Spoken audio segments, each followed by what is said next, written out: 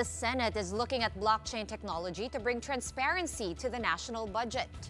Senator Bam Aquino has filed the National Budget Blockchain Act, saying it will make government spending more accountable and open to the public.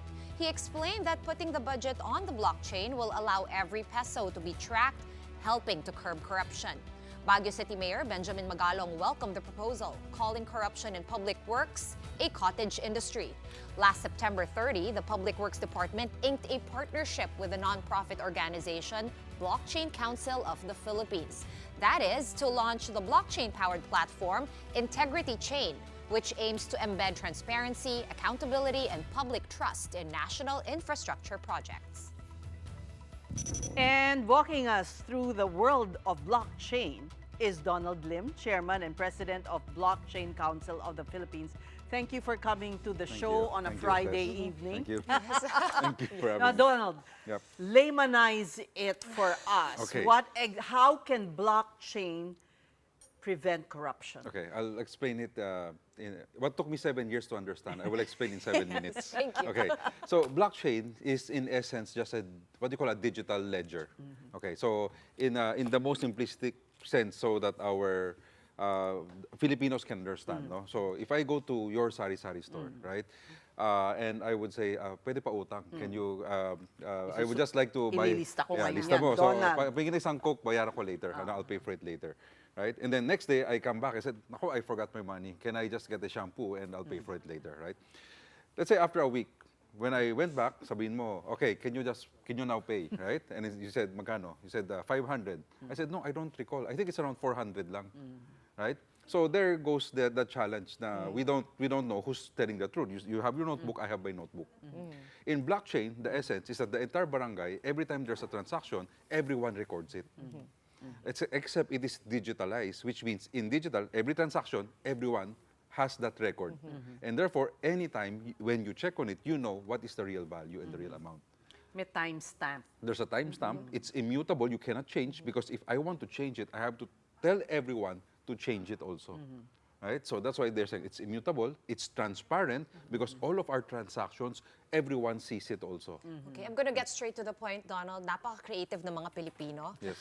Even if we have blockchain, it's a ledger, it is not infallible, right? There are ways, there are still relationships, di ba? Kasi yung blockchain, it cannot discern na, ay, hindi, niloloko ko ng taong to. It can only record. Yeah. So what are the proposed workarounds, no? About yung human interaction before it records sa ledger, baka nag-usap na yan eh.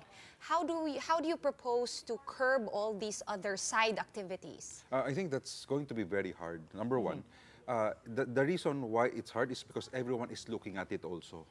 So every time there is a transaction, it's 1 and 0, say, when you talk about it. So, for example, in theory, if the budget comes from the NEP, when it goes to the GA, when it goes to all of this, every time there is a movement, it is recorded. It is recorded, right? And for example, that is why also blockchain has to be the entire process. If the entire process is not on the blockchain, then there would be opportunities for There fraud. would be gaps. Yeah, there would be gaps, and there can be fraud within. Let's say, for example, para mas it's easier. Let's say supply chain, right? Supply chain. You can say that a product is manufactured here, right? And it goes to one store, it goes to a certain chain before it finally lands to the home or to the retail store. You can say it's made in China, but you can change made in France, whatever, right? If every point it's recorded, right, then it's Then very you can hard. trace. Then you There's can trace traceability. who changed it also.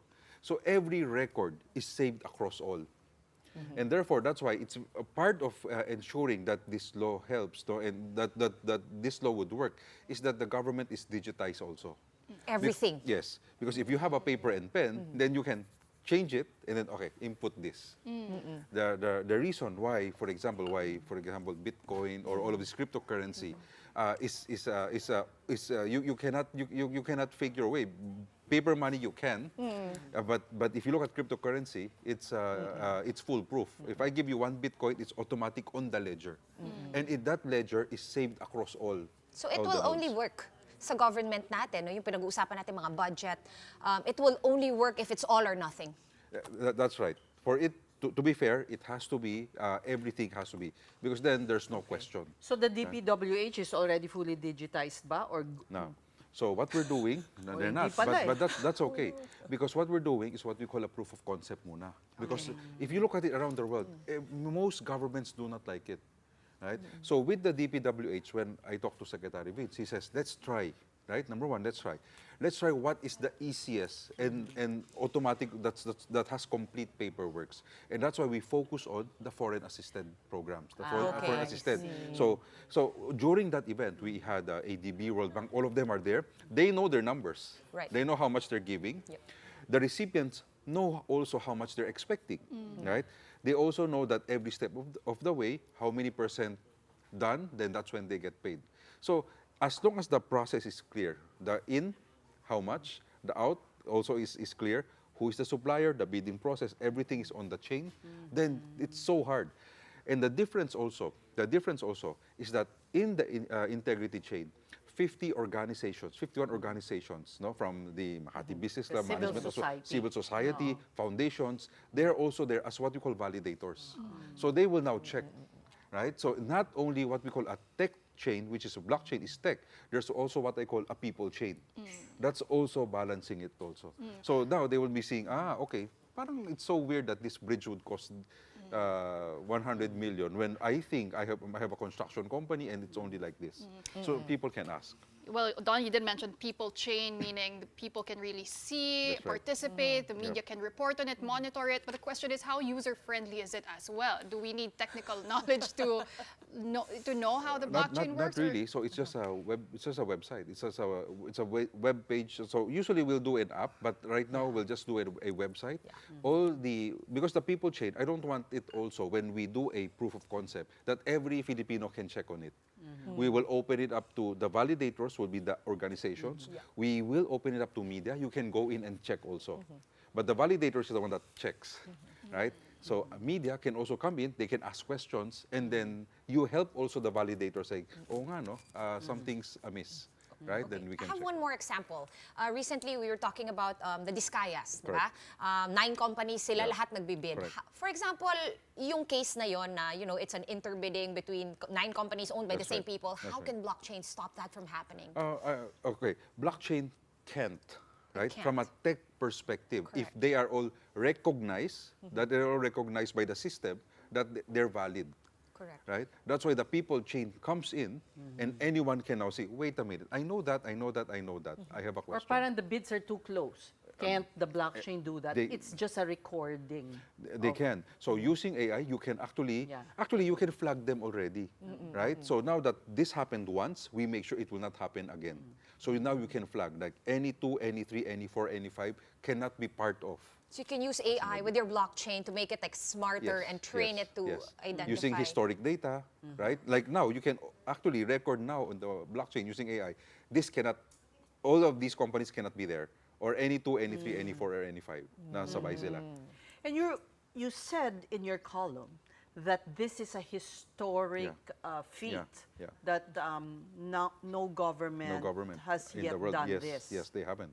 Ayan na naman tayo eh. First in the world sa ganito, tapos first in the world rin sa corruption. Ano ba yan? Yes, diba? and that's why I think it's very relevant. Because the corruption is so massive. I think maybe this is a good awakening call. If you look at it, no, sabi ko nga, you need political will to execute this. And that's why for us in the private sector, we had that idea of having a blockchain there. But we can say, oh, blockchain is available. It's been there since 2017. But no agency would say, oh, I want to put it there. That's why we said, no, when Secretary, we said game, we said, okay, let's do it. And let's give it the highest chance to succeed. Let's use the FAB, the foreign assisted projects. Okay. Let's put it there already. Let's do that trial. And once it's good, then we start expanding towards the entire DPWH budget slowly. But the bids committee can also do that eventually. Yes, exactly. So Exactly. it's not digitized pa pala. It's not. Kaya nang nangyayari yung mga shenanigans na Yes, ganyan. yes. What about procurement, which is another thing, like even with Farmally before, Yeah. yun eh, no? Yeah. And they were actually let go Yes. because they weren't able to prove categorically. Blockchain calls it what we call a zero trust. Zero trust. Humans, you can trust or not trust. Technology, zero trust, which means it's 1 or 0. It's 1 or 0, yes or no, right? So if you feed technically 3 bids into a machine, the AI will just say, eto ang winner. No humans will come and say, I will open, I will say, let's analyze, this is the tech specs, this is the pricing, let's validate, and all of that. As long as you feed the criteria into the system, technically, they would know who's the real winner already. Okay, pero kung basura naman rin ang i-feed mo, Yun nga. yun So, din, no? Yun yung It's danger. reliant on the departments, di ba? Yeah. Kasi Yeah. hindi pa sila digitized. And, Yes, yes. So all the more, you need every government. That's why what we're telling Senator Bam is that digitization is very important. We cannot digitize the entire country immediately, all the agencies. We have to start with POCs. Once one goes in, everyone can go in, no, and learn from it already. Is this also tamper-proof and foolproof to hacking? Yes, it's tamper-proof because when you save it in multiple computers in a way, what we call multiple nodes. So if you have every government agency, if they have a computer, right, it will already be. How can you change anything? Yeah. Change Yeah, everything, the same. right? if someone tries, di ba, everyone will see kung sino yung And you will see, nag-try. yeah, sino ang pumasok, sino ang nag-attempt. But will this eliminate corruption or somewhat Just temper it? reduce I- it? Or You know, because you said yesterday in the Senate committee hearing, your final word to Senator Yeah. Bam Aquino was, blockchain has to be done right. yeah, So there's still machine that done right. component. Yes, because corruption is a person problem. It's a people problem, not a tech. The tech, for me, this tech has the highest chance because now it's decentralized, it's transparent, and it's immutable. There's no tech like that. So, and the thing is, and when I say tech, it's not one agency, I have all the computers. I distribute it across all, right? So every agency has their tech, it's being saved every time. So now, imagine that when you click on it, you can check, the government groups can check. There's no more reason na, hindi ko alam. Because they would know, they have the nodes, right? The private sector, we recommend, would also have the nodes. Whether you're a telco, you're a media agency, I would suggest a media agency have one node also. Sinaka-save na sa inyo. But how much will this cost the government if we were to implement it across all agencies? Is blockchain technology expensive to It's begin? not expensive. So to have a node, maybe at most you need 500,000 pesos. Yeah. It's not Let's say actually. to 1M, give or take, and that's the one node already. And that's it. Let's go back to your point about it's the people who Yeah. are very corruptible. We Yeah. agree with you. And I remember, former COA auditor, Heidi Mendoza saying this. Sabi niya, yung nagyari dati dun sa audit kasi yung mga nag-check, yung mga investigador, sila mismo yung naging corrupt. Yes. Having said that, it's so important who gets to input the data. Yeah. Kasi kung corruptible sila, patay na to lahat. Yes. And having said that, you said a lot of people will have access. How do we ensure that these people who have access to the chain, that integrity chain, that they are all incorruptible? If you give 50 people, that's 50 people to police, that they remain, honest and What I always say is that integrity is doing good when people are not looking, but integrity is protected when everyone is looking. It's so hard when you know everyone is there looking at it, and you still attempt. Ang galing mo na sobra, at ang tapang mo na. Right now kasi you did that because you know everyone is not looking. That's why gumanon ka eh. You found what is called a blind path na walang nakaharap ka ng butas. Right? Ngayon walang butas. Dito walang butas. Any action that will get money is stamped. So and saved again, right? To all the nodes. So therefore, what will happen is that you will know who. That person is not what we call accountability. There's an accountability. O ba't mo ginawa yun? And who gets to pick who these people with access are? We have systems in place, even government. Like even sa atin, very decentralized, like DPWH Secretary Vince is saying, decentralized. May kanyang fifth dams lahat yan eh. Kaya nga nangyari yun they eh. sign. So now, once they sign, the people will also check, pinirmahan, okay, so 25% done na pala, 50% done. We now work with media, and maybe the city can have a node or can have also, check nila, check mo. Pero kung pinalusot nyo pa ng mga mamamayan doon, pinalusot ng media, pinalusot ng private, wala na. And that's what I call a participative democracy. A participative democracy doesn't mean vote and then rally. Right? When you want to you have to participate, you have to really say your piece. You have to Bantayan check. mo. Yeah, bantayan mo. The true essence of democracy. Yes. Yeah, okay. Well, we thank you for joining thank us. you, thank you. And explaining. I hope you understood it a bit now, What right? took you 7 years to understand. In 7 minutes, I hope you got it. That was Donald Lim, Chairman and President of the Blockchain Council of the Philippines.